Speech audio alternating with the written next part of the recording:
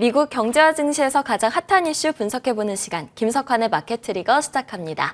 오늘 이 시간에는 최근 발표된 경제 지표들 분석을 해보고요. 물가를 낮추기 위해서 어떤 조건들이 필요한지에 대해서도 이야기해보도록 하겠습니다. 미래에셋증권 디지털 리서치팀 김석환 선임연구원 모셨습니다. 안녕하세요. 안녕하십니까. 네, 먼저 미국의 6월 종합 PMI가 둔화 모습을 나타냈다는 결과가 나왔습니다. 여러 가지 경제 지표들이 나오고 있는데요. 분석해 주실 수 있을까요? 일단 지난주에 나왔던 여러 가지 지표들 중에서 좀 유심히 봐야 될 필요가 있는 게 그러니까 저희가 이제 보통 그 각 기업들마다 구매 담당을 하는 그 관리자들이 있거든요.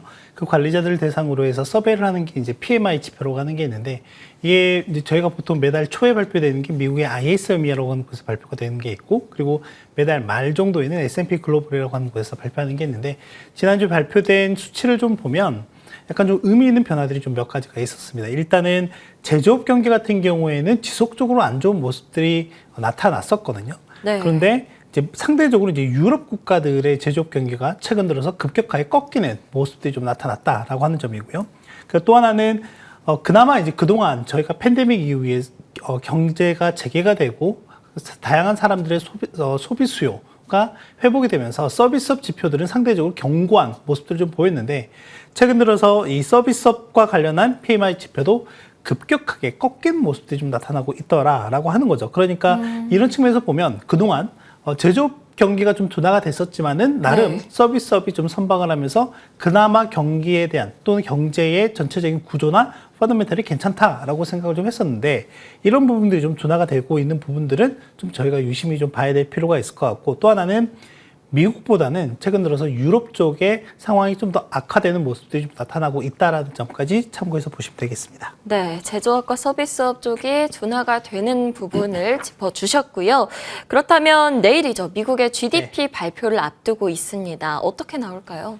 일단 1분기 같은 경우는 견고하게 나올 걸로 생각이 됩니다. 왜냐하면 지난 이제 1분기 겨울 시즌을 좀 돌아보면 상대적으로 온화한 날씨가 좀 있었기 때문에 실제 소비자들이, 특히 이제 미국 사람들이 훨씬 더 많이 소비를 했던 경향이 있었기 때문에, 그래서 지금 수치상으로도 보더라도 지금 1분기 개인 소비 지출이 거의 경제 성장률을 견인할 정도다라고 보면 될 것 같고요. 다만 보시다시피 전체 4개 항목, 주요 항목 중에서 개인 소비와 정부 지출은 상당히 견고한 모습을 좀 보이고 있지만, 상대적으로 국내 투자라든지 수출과 관련한 부분들은 상대적으로 부진한 모습을 좀 보이고 있다라고 하는 거고, 제가 지난주에도 어떤 부분을 좀 보여드렸냐면, 일단 1분기는 이미 지나간 과거이고, 오늘 밤에 내일 밤에 발표가 되는 것 같은 경우에는 이미 마지막 최종치이기 때문에 크게 유의미한 변화는 없을 걸로 예상을 됩니다. 다만 이제 앞으로 2분기가 어떻게 될 거냐라고 하는 측면에서 본다라고 하면, 지난주에서 좀 더 업데이트된 부분을 본다라고 하면, 일단은 소비와 관련한 부분들이, 그러니까 2분기 경제 성장에 있어서 소비가 기여하는 부분이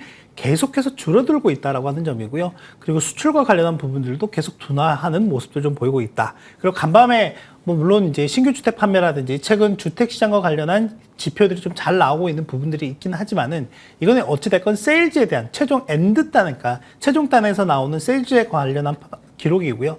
상대적으로 앞단에 선행적으로 나타나는 투자의 부분들이 긍정적이냐라고 하는 부분을 본다라고 하면 당장은 좀 그렇게 보이지 않는다라고 하는 것들이 지금 현재 전망치에 좀 나타나고 있다라고 좀 보시면 될 것 같습니다. 네, 방금 말씀해 주셨듯이 미국 경제에 대한 경고음이 좀 울리고 있습니다. 소비 선행 지표가 둔화되는 모습인가 하면 무디스까지 경고의 목소리를 높이고 있는 상황인데요. 현재 미국 경제 어떻게 봐야 되는 걸까요? 일단 계속 말씀드리지만 결국에는 하반기에 저희가 이제 주요하게 봐야 될 거는 과연 미국 소비자들의 소비가 그만큼 받쳐주느냐가 꽤 중요한 포인트가 될 것 같고요. 다만 이제 제가 계속 말씀드리고 있는 부분은 그 소비 여력이 약해질 수 있는 여러 가지 포인트들이 있다라고 하는 거고, 그리고 또 하나는 지금 증시와 실물 간의 다양한 괴리 현상들이 좀 발생하고 있는 과정에서 본다라고 하면, 이제 이런 부분들이 약간 이제 괴리가 축소가 되는 과정도 하반기에 전개될 가능성이 높다라고 볼 수가 있을 것 같습니다. 이제 방금 말씀해 주셨던 것처럼 소비와 관련한 여러 가지 선행 지표들이 있는데, 이제 그 중에 하나가 컨테이너에 대한 선적과 하역과 이런 데이터들이 계속해서 올라가는 모습들을 보이느냐에 대한 부분들도 있거든요. 특히나 미국 같은 경우에는 저희가 이제 운송하는 수단을 놓고 본다라고 하면 배로 이제 가장 많이 좀 운송을 하게 될 거고, 철도나 항공 이런 운송 수단들이 좀 있긴 하겠지만, 일단 특히 미국 그 서부 항만 저희가 이제 LA항이라든지 롱비치항이라고 하는 곳 같은 경우가 미국 전체 물동량의 한 40%를 처리하는 곳이기 때문에 결국 이제 태평양을 통해서 미국 서부항만에 하역을 하고 이게 이제 미국 전역으로 이제 움직이게 되는 거겠죠. 근데 지금 이 그래프상에서 파란색 그래프가 뭐냐면 미국으로 들어가는 컨테이너 규모입니다. 그런데 지금 보시다시피 2021년부터 22년까지 올라왔던 부분들이 최근 들어서는 급격하게 꺾이는 모습들이 좀 나타나고 있다라고 하는 거죠. 그러니까 이건 무슨 말이냐면 다양한 소비에 대한 수요가 좀 뭐 상품이든 상품에 대한 특히 수요가 좀 줄어들고 있다라고 하는 거고요. 또 하나는 미국에서 밖으로 나가는 수출 규모도 감소하고 있는 모습들이 여지없이 나타나고 있다라고 하는 거고 또 하나는 오른쪽 그래프 같은 경우에는 결국에는 이제 상품을 받게 되면 이 상품을 이제 포장하는데 소요가 되는 골판지, 박스에 대한 수요가 있을 텐데 이거 같은 경우도 보면 지난 금융위기 이후에 최저 수준까지 좀 떨어져 있는 상황이다라고 좀 보시면 될 것 같고요. 또 하나는 무디스 같은 경우에도 최근에 이제 하반기 들어서 미국 소비자들의 소비력이 좀 약해질 가능성이 있다라고 얘기했는데 이제 그런 부분들이 저희가 이제 주간 단위로 발표가 되는 레드북 지수라든지 또는 월 단위로 발표되는 소매 판매 이런 데이터로 좀 살펴볼 수가 있을 것 같은데 전체적으로는 좀 둔화 압력이 커져가고 있는 게 사실이다라고 보시면 될 것 같고요. 또 하나는 그 앞단에 결국에 이제 수요가 있다라고 하면 그 앞단에 생산을 하는 그 지표가 대표적으로 제가 볼 수 있는 게 산업 생산과 관련한 이런 데이터인데 산업 생산과 관련한 데이터들도 어떻게 보면 최근에 좀 하방 압력이 좀 높아지는 요인들이 있죠. 그리고 또 하나는 그 앞단은 이제 기업들이 결국에는 공장을 원활하게 돌리기 위해서는 자금 여력이 충분해야 되는데 뭐 잘 아시겠지만 은행들이 기업들에게 이제 쉽사리 또 돈을 빌려주지 않고 있는 그런 여건들이 만들어지고 있다라고 하는 부분들이 전체적으로는 좀 하방 압력을 높이는 요인 중에 하나다라고 보면 될 것 같습니다. 네, 이러다 보니까 미국 경제가 하반기에 경기 침체에 이르를 것이다라는 평가가 참 많이 나오고 있는 상황인데요.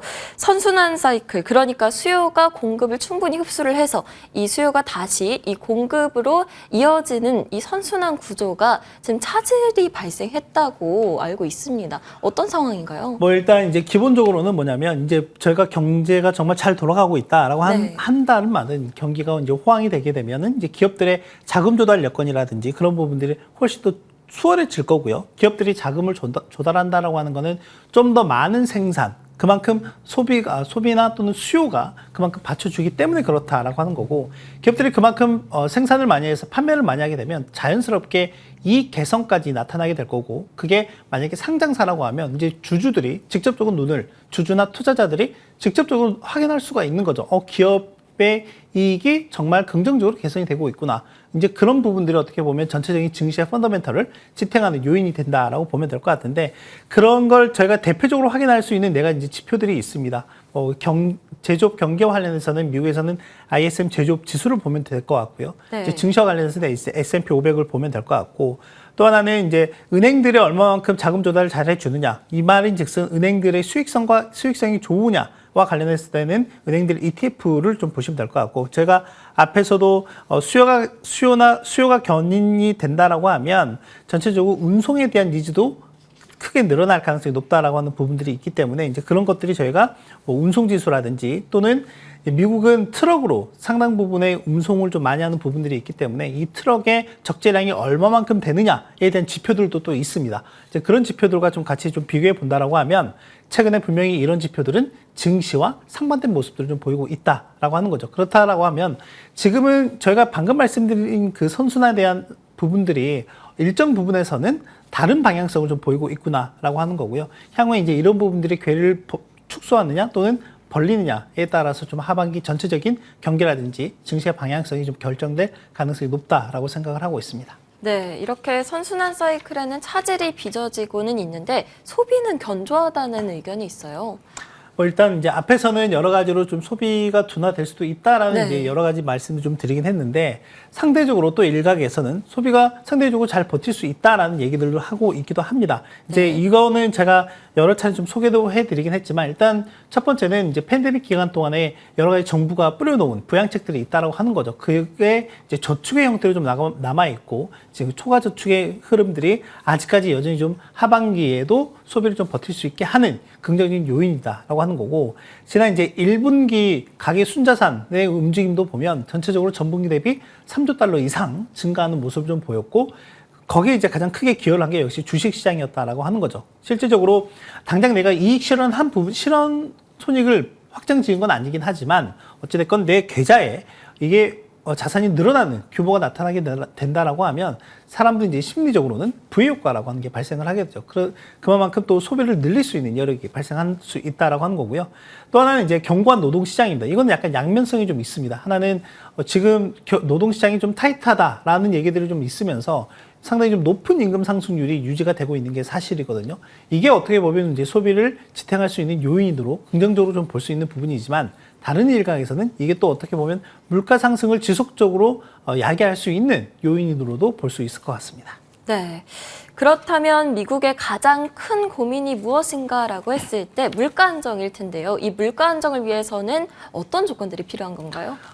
여러 가지 이제 요인들이 있는데요. 네. 최근에 이제 방금도 소비에 대한 수요가 상당히 좀 탄탄하다라고 하면 결론적으로는 이제 기업들도 이 부분에 대해서 이제 대응을 할 수밖에 없는 상황인 건데 네. 그 중에서 이제 향후에 하반기에 특히 여러분께서 유심히 봐야 할 포인트가 뭐냐면 일단은 노동시장인 것 같습니다.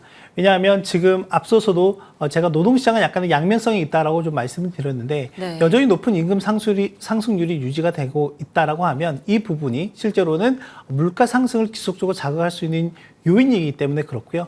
이제 그런 부분들이 최근에 나타난 여러 가지 스터디, 그러니까 연구 결과에서도 나타나고 있다라고 보시면 될 것 같습니다.